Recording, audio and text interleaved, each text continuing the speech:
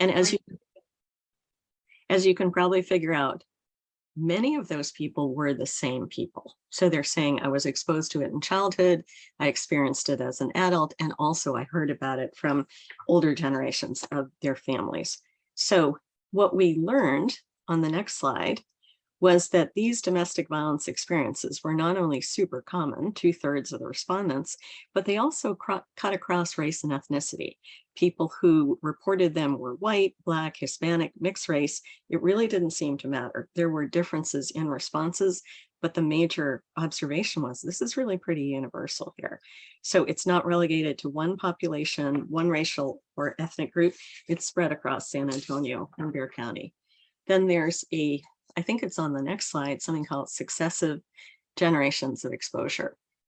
So almost 30% said they heard stories about older generations of their family.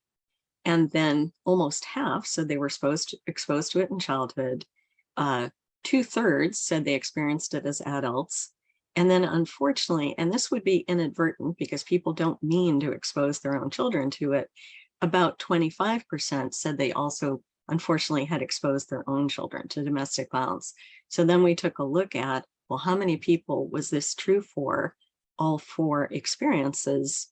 And it was a little over 7% of the respondents. So I think what we all came away with in analyzing this was just how very common this experience is in our community, and unfortunately over successive generations.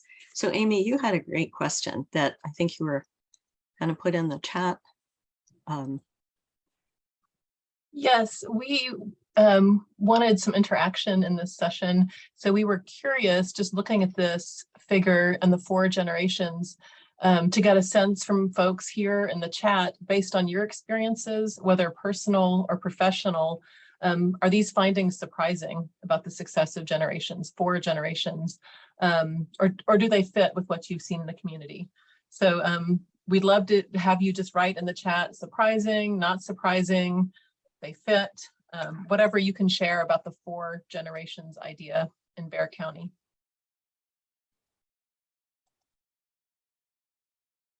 And I put the question in the chat too. Awesome.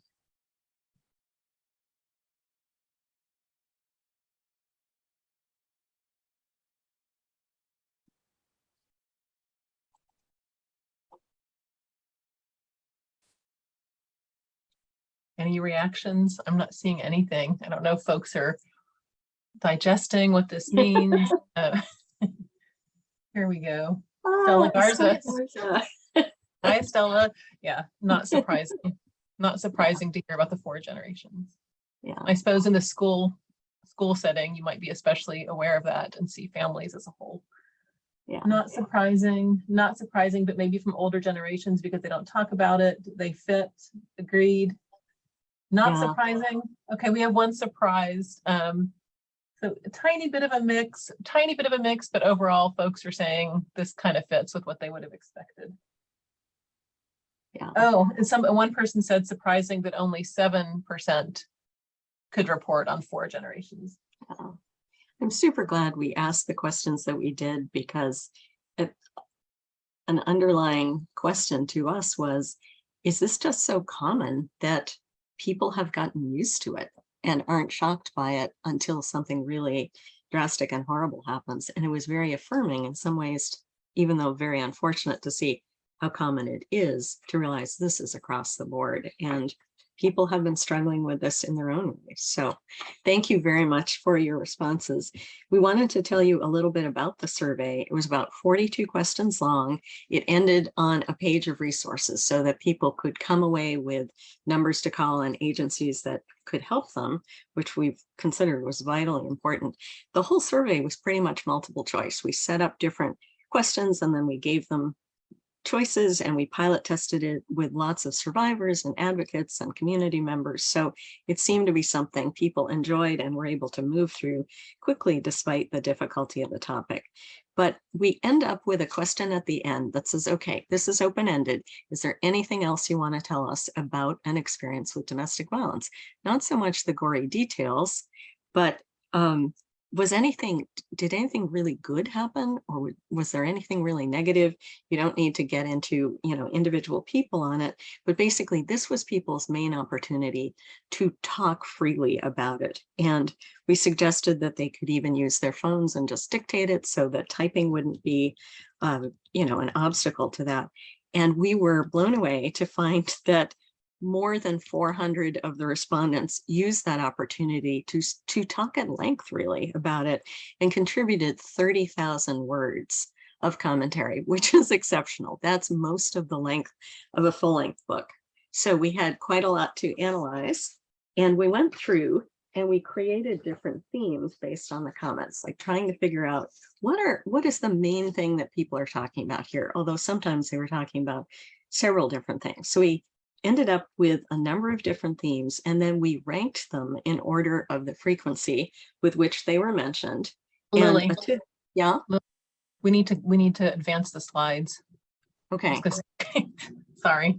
yeah, definitely. I think you're Okay. I think you're going to the next one already. I am. Yeah. Okay. So a typical experience that people talked about, unfortunately, was being exposed to domestic violence in childhood and then feeling set up for continuing with it as an adult, whether as a perpetrator, whether as a victim or a survivor. This was a very common thing that people were commenting on. People also often mentioned that they didn't realize that what they had been involved in was domestic violence until they had someone in their informal network, a friend, a neighbor, kind of intervene and say, I think you should be really concerned about this. Maybe this is something I've gone through too. And then the person would understand, oh, wow, that is what this is called. And then at that point, they were often able to at least try to get some help. So a lot of people reported they didn't realize it was domestic violence, either because they were so used to it or because it seemed normal to them and how they'd grown up. Many people were able to break free, but after tremendous effort on their part, and often really carrying the consequences, even though they achieved freedom, into the rest of their lives, and seeing that it really impacted their children. But it did absolutely highlight the importance of intervention by trusted others. And I think Dr. Edelson talked about that earlier, the informal network and how important it is. So next slide, the multiple themes emerged. And the two we've highlighted are the ones we're going to be talking about. There's one that we've presented about before, the second one, the system let me down, which is about when people reached out to law enforcement or experienced the judicial process and felt like I did what I could, but it didn't work out for me the way I thought it would. But anyway, the most popular or common in the survey was passing it on, this concept of I experienced it in childhood and it would be very hard for me not to experience it later on. Then the system let me down. This is a beautiful one that would be well worth talking about another time. Personal strength and resilience, the tremendous effort that people make in all kinds of different ways to break free, but then followed by there are still catastrophic or traumatic impacts in their daily lives because of the tragedy of what they went through. A common one also was resources, education, or institutional training are insufficient. There's cultural silence around the issue, which prevents people from really understanding it. People feel or are put into a space where they feel shame and isolation about it. Bruises Not Necessary is about how it doesn't have to have a physical bruise or a broken bone to still be considered domestic violence, but sometimes people felt like it was hard to get people to understand it without that. People did have some good experiences they wanted to talk about. This is the other one we're going to mention today, breaking the cycle. So they felt like they were in the passing it on situation, but they were able to get out of it themselves and not pass it on to their children. So early imprinting on a bad relationship, this would almost be the dating violence topic. Junior high, high school, first marriage, things went bad and it was very difficult to break away after that from the whole realm of domestic violence. Combination of substance use or mental illness, people saying, boy, this could happen to anyone because I certainly didn't think it would happen to me. Some people mentioned coercive control specifically. Some people wanted to talk about when women use violence, same-sex relationship challenges, and then others was really a mishmash of everything. So that's kind of the setup for what this survey was all about. And then these are the 30,000 words of comments that were broken down into themes by how often they seem to appear. And Amy, I wanted to turn it over to you at this point to share our definitions for passing it on and breaking the cycle. But before we do that, two things I was wondering, we should just pause for a second before we dive into those two and see if there are any general questions about the study. And then the second thing, not sure if it's resolved with the moderators, but Dina Pettis in the chat has asked to be assigned as the Spanish interpreter a couple of times. So just want to make sure that's fixed. So before we're going to dive into those two themes, as Lily mentioned, passing it on or breaking the cycle of abuse. But we've said a lot about the survey so far, so folks might have general questions, so you can put them in the chat if you like.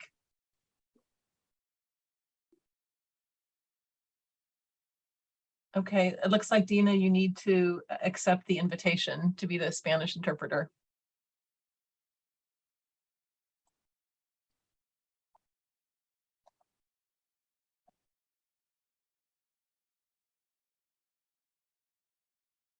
What time frame was the survey available?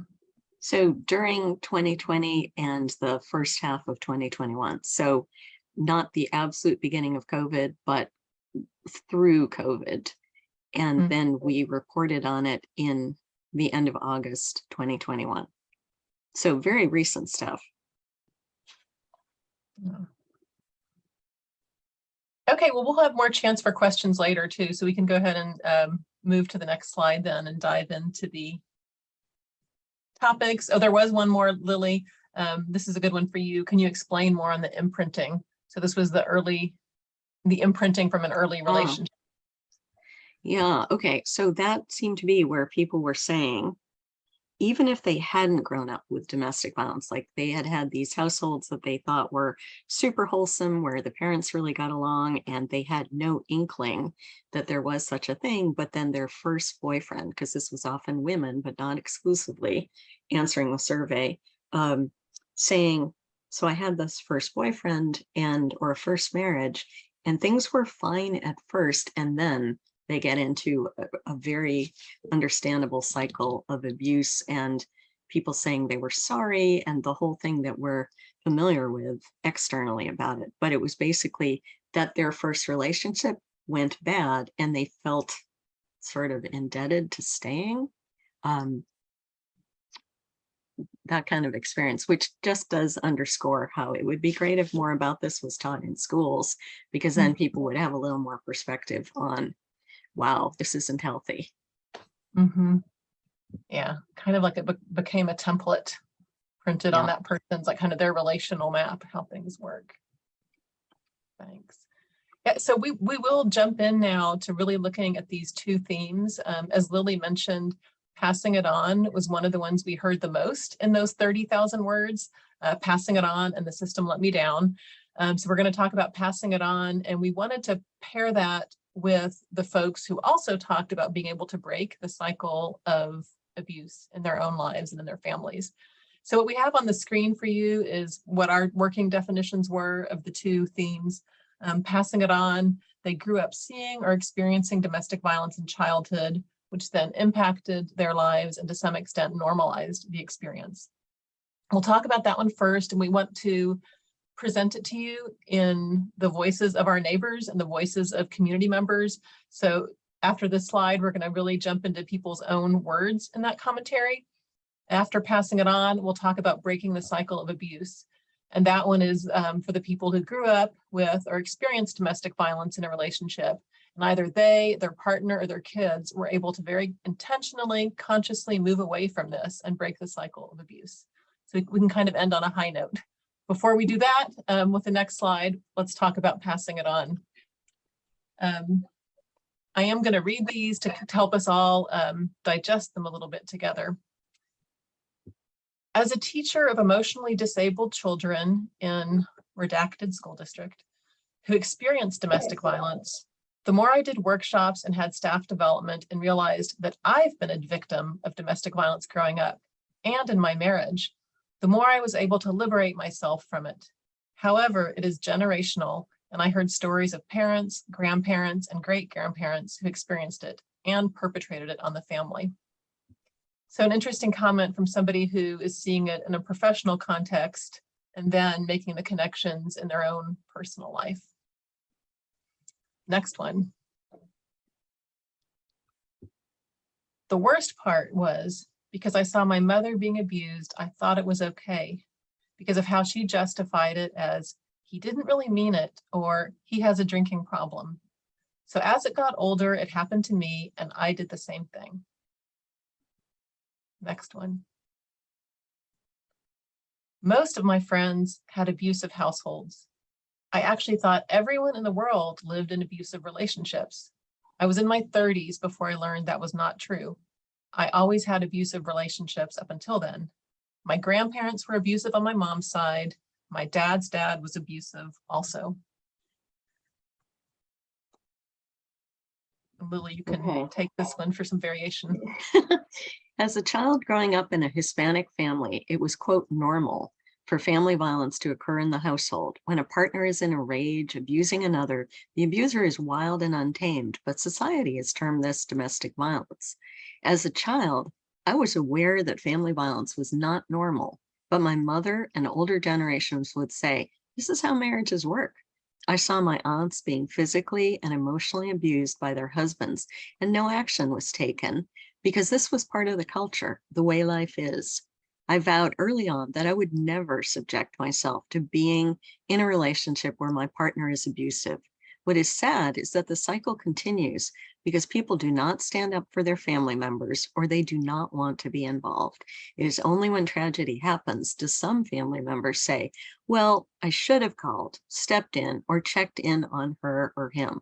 The cycle continues because the next generation continues to witness violence in their homes and continues to think that violence is, quote, normal, a part of life, unquote.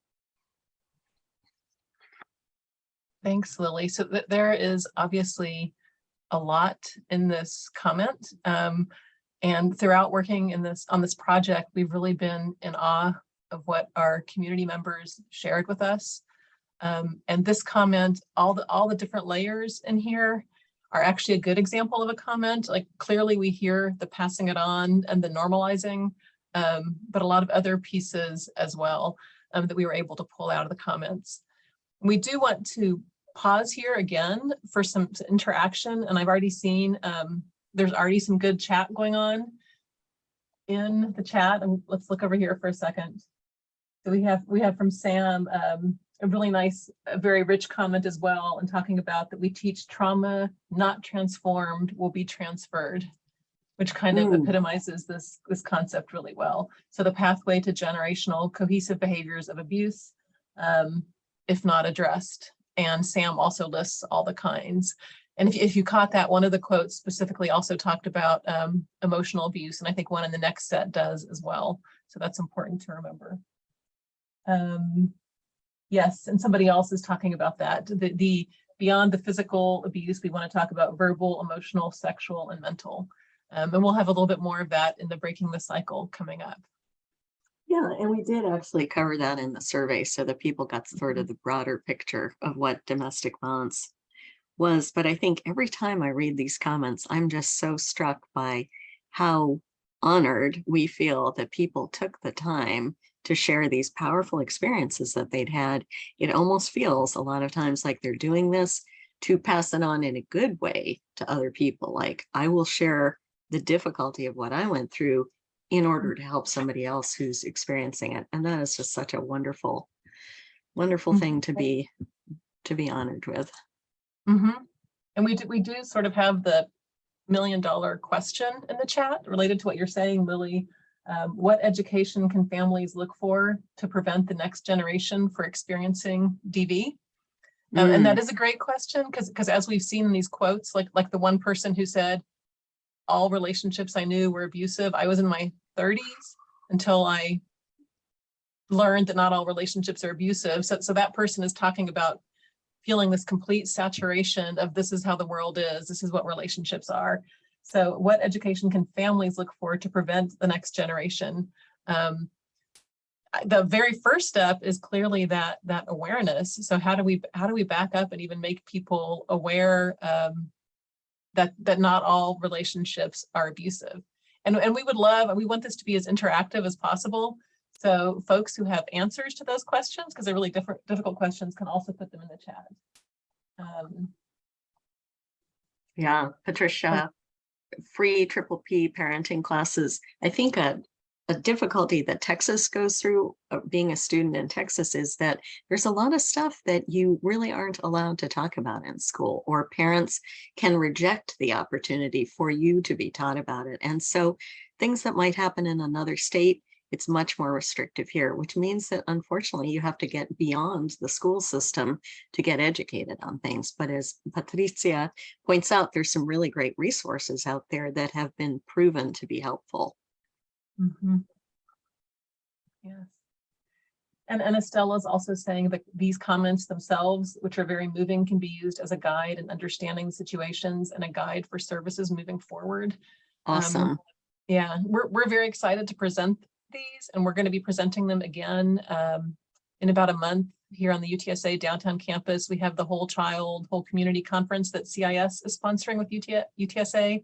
So like that'll be an audience of school professionals hearing some of this, and there's so many kind of target impact points or intervention points where we can be trying to get out that idea more about what healthy relationships are like. We face the challenges that Lily's talking about in Texas, what we're allowed or not allowed to say. But we know also from Jeff Edelson's presentation this morning about protective factors, he listed 4 that help kids be resilient. And one was schools as an intervention point. So that's definitely a good one. Okay, and that's a powerful segue. There were several people who said that their teachers or people that they knew through the school system were their biggest supporters. And then sometimes they would say, even though they never knew what I was going through, it just reinforces the power of a good role model who cares about people in a non-toxic, safe, supportive way. So pretty cool stuff. Mm-hmm. Yeah, and there's a lot more in the chat coming up just about some of the themes are kind of like attachment or social learning, that children repeat what they see. And if they don't see any alternative, of course, one says love seems strange if you haven't seen an alternative. And there's themes in here too about control.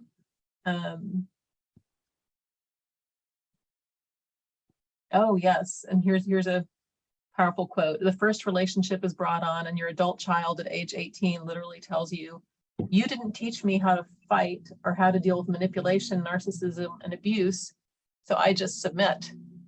So that's kind of a flip. That's like a little bit of how to help people not be victimized in addition to not perpetrating violence.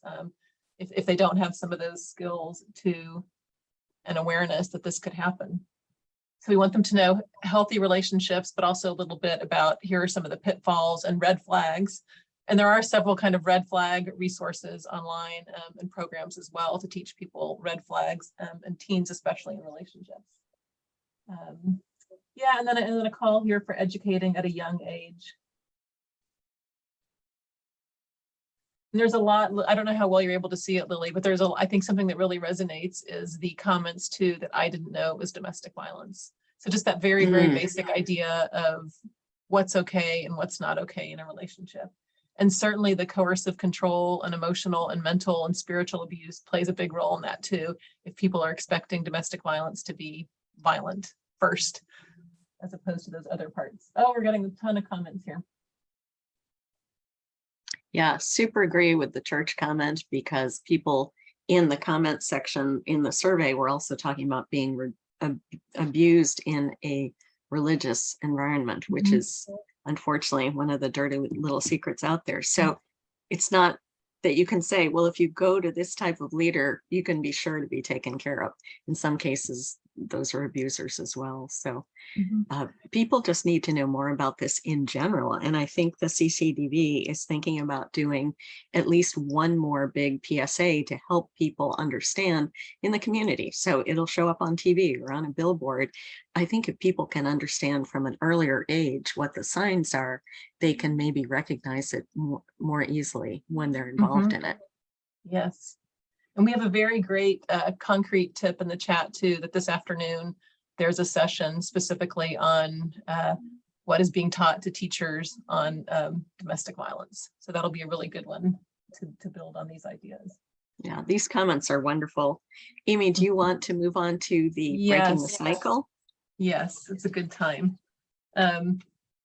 So now this is a little bit of a a happier theme for people who did find a way or some kind of internal resilience or outside support that helped them end this generational pattern.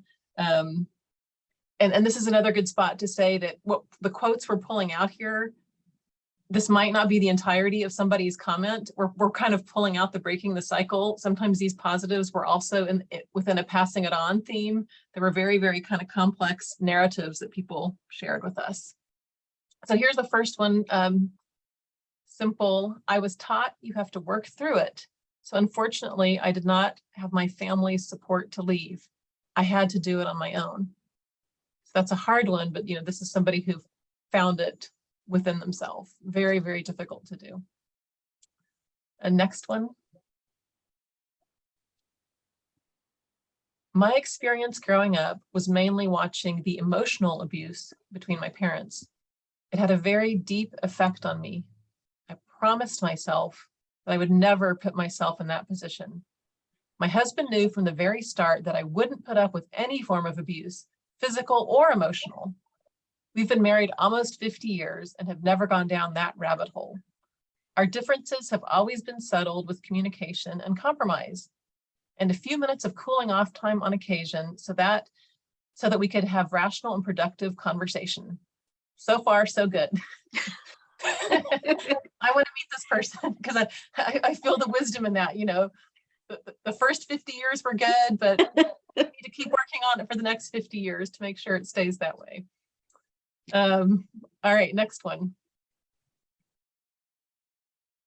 I was able to get out because I had the financial means and the education. I waited 33 years to leave. I did not want to go to a shelter, and I was too embarrassed to ask for help. So again, this is another person I want to meet because it's to me as a social worker with a social work background, I really want to know and meet and understand the folks who are struggling and perhaps with shame and isolation or not knowing about resources. It sounds like this person did know about resources, but what was the disconnect that prevented them from going that we might be able to help them with? However, on the positive breaking the cycle theme, she did leave or they left. So that's very positive. Next one. The cycle ends with me. This is kind of our mic drop quote. Very short and sweet that we liked and want to end on this note, at least with our formal presentation part, to have whatever further discussion we can have again. Well, I guess this time I have kind of a slightly different question, and I'll put it in the chat again as well. But we really want to dig some more into that idea of what do you all think has to happen in our community so that more people feel a sense of support, either outside themselves or empowerment within themselves to break that cycle of violence. And I think we might have a last slide that just mentions our contact info. Mm-hmm. So, but yeah, absolutely. The cycle ends with me says so much and amazing. So Amy, your question is an awesome one. What needs to happen? What could happen in our community? There we go. And it's also a hard one because I think like a lot of people in this webinar are already doing so much. Yeah. We need to recognize that, and that's part of sometimes the challenge, and even like a personal frustration in this work. We're doing so much, yet it's still happening, or we hear about people who aren't able to break the cycle or don't use resources. And that's what makes it a challenging question. So like, what can we still do in our community to help support those folks? And I think too, there's sometimes such a big gap between experiencing abuse of any kind and realizing what it was, almost like the whole post and post-traumatic. It can take 5 years or 10 years or 15 years and an experience to think, oh my gosh, let me reclassify what that was that happened to me. That really was a much more serious thing. And then it's like the floodgates open and you need to get some help. You need to learn a lot more about it. But then in the meantime, you're being impacted by it and you don't even know what it is and the extent to which it's affecting your life. So I think we need to have compassion with people about that, but also build that into how do we address this? Because we're sometimes talking to people about something they don't recognize yet in themselves, and that calls for a different approach.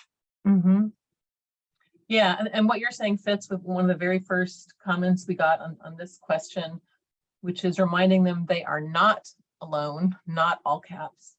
There is help and they are worthy all caps. Yeah. Oh, and Estella's bringing up the private aspect. Yes, we had domestic violence is so private, and we did have a theme, if you caught it, that was called shame and isolation, because we did have people who specifically talked to that part. You know, it was the family, it was behind closed doors. We didn't talk about it, or we knew as a child, I knew other people knew and they didn't do anything about it. So I thought no one would help me. That private part is certainly a challenge. And so the suggestion there is, I think more PSAs and getting it out of the box will help. Yeah. So we have a scenario here. A student who consistently is exposed to abuse and domestic violence at home is not prepared to start learning at 7:30 a.m. Yep. He or she is tired, fearful, angry, confused, and not attentive because they're constantly living in survival mode.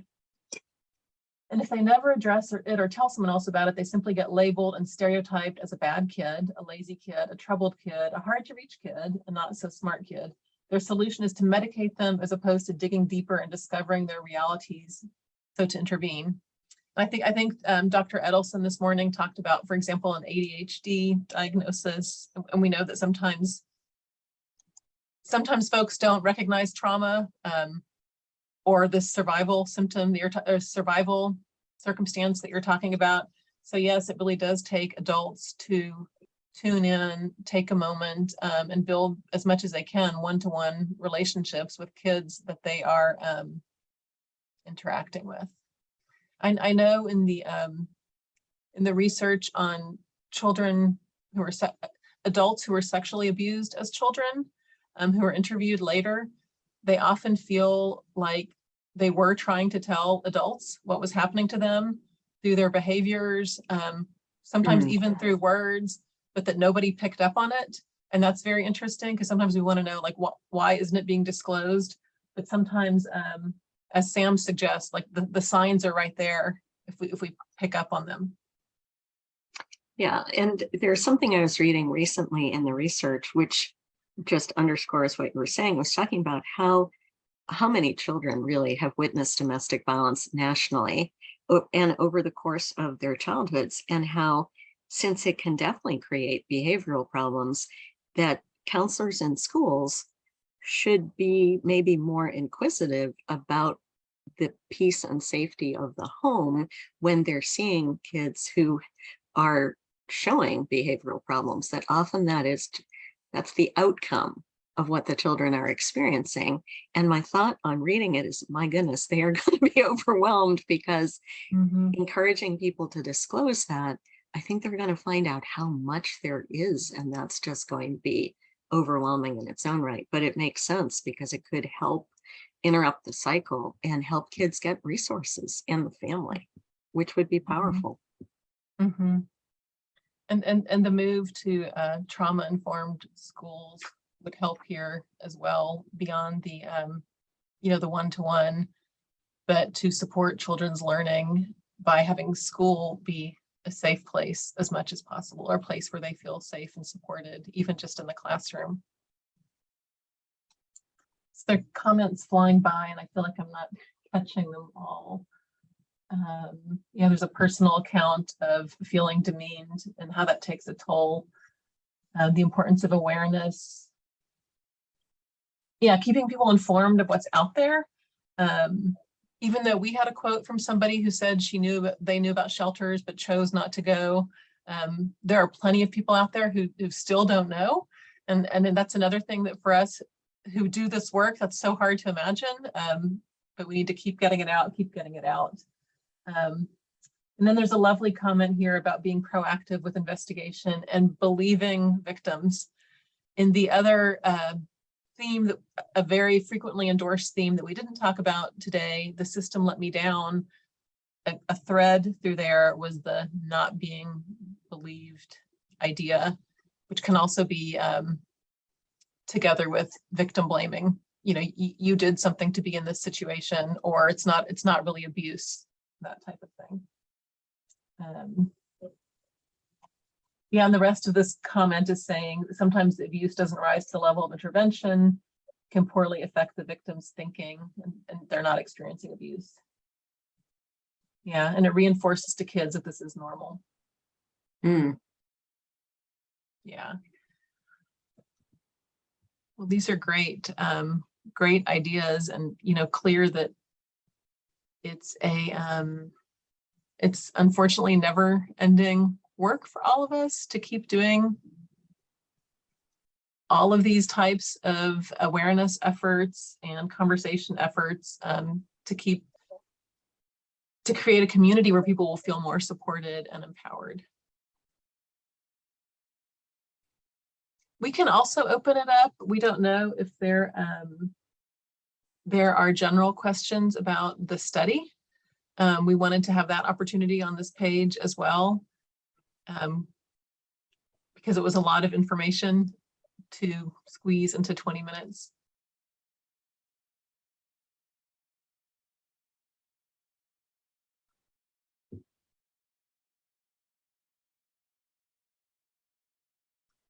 There's a question, is there an association between selective mutism and domestic violence in children?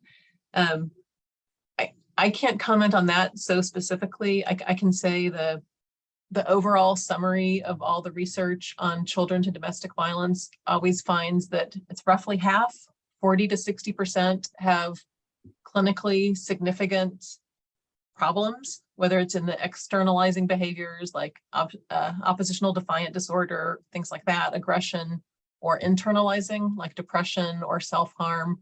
So roughly half are falling into that category where they have some kind of clinically significant result of the exposure to domestic violence, and then roughly half don't. But when I say that, I would also, for everybody who was at Dr. Edelson's presentation this morning, he cited some recent research by Megan Holmes talking about the sleeper effect. And that's really important because sometimes the pernicious effect of the exposure to domestic violence doesn't show up until years later. So we don't always know how they're going to do.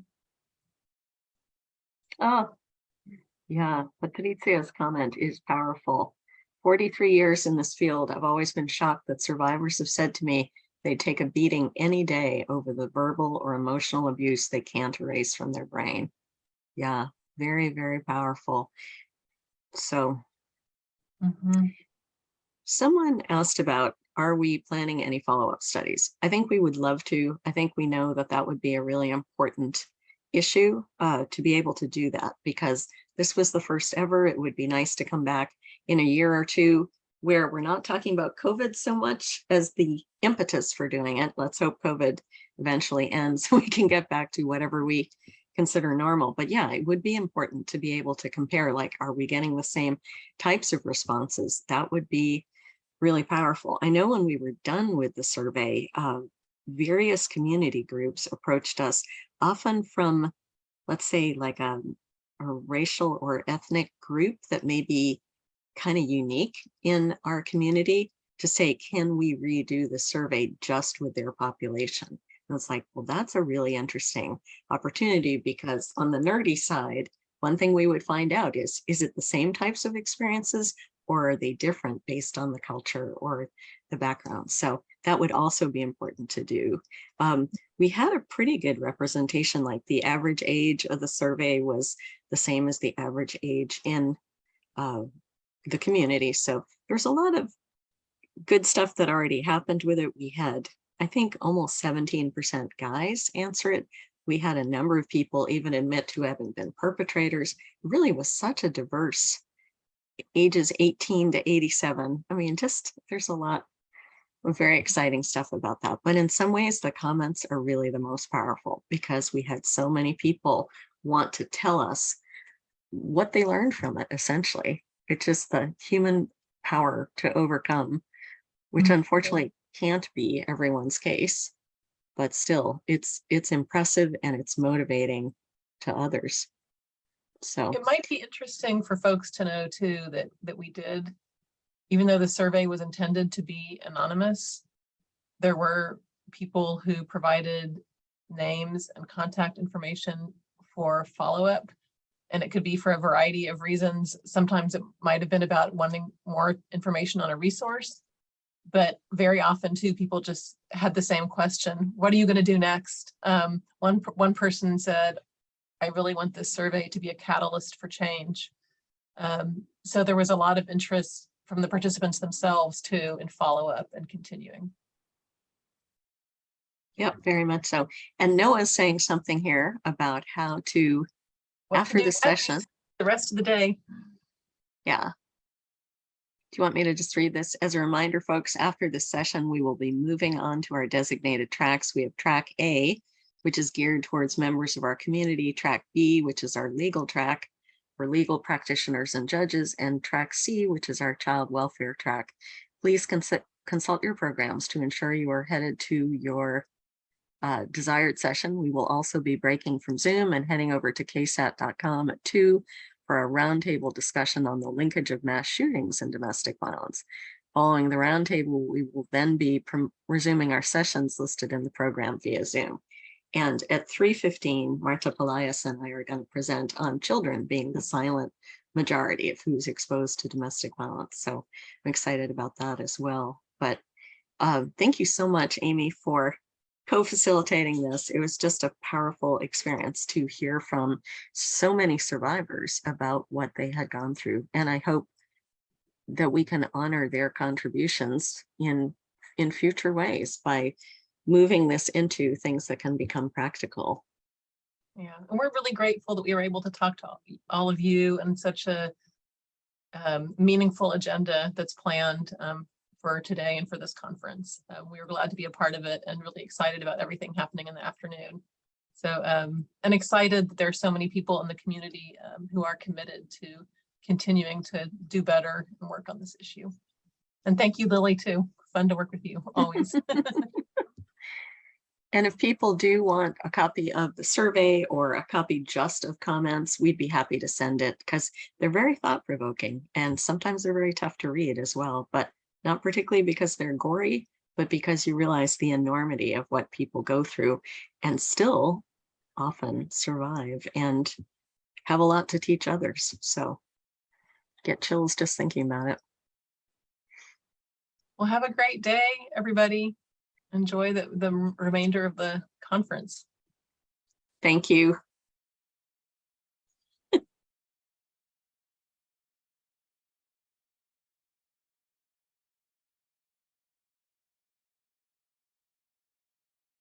I got a hair compliment. Thank you. Yeah, deservedly.